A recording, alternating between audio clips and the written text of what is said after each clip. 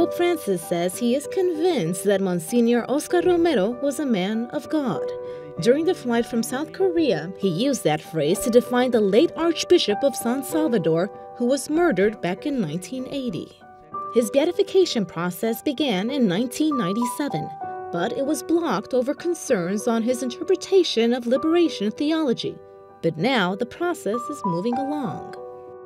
Oscar Romero was born in El Salvador in the year 1917. He became a priest in 1942 and was appointed Archbishop of San Salvador in 1977. At that time, violence was at its peak in El Salvador. The government was known to repress any opposition, whether from unions, politicians, nuns, or priests. It was a conflict that eventually led the country to a civil war that lasted more than 10 years and killed roughly 75,000 people.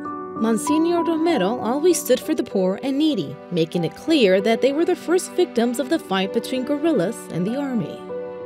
On March 24, 1980, he was shot to death while celebrating Mass.